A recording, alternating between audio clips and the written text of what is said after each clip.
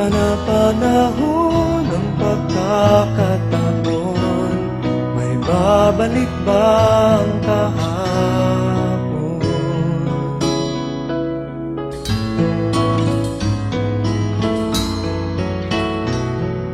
Natatandaan mo pa ba nang tayong dalawa'y unang magkita? Panahon ng kamusmusan, sa piling ng mga bulaklak at halaman, doon tayo nagsimula mangarap magtulak.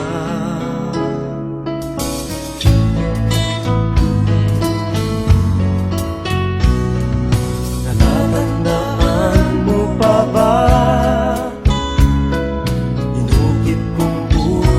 sa punong mangga at ang inalay ko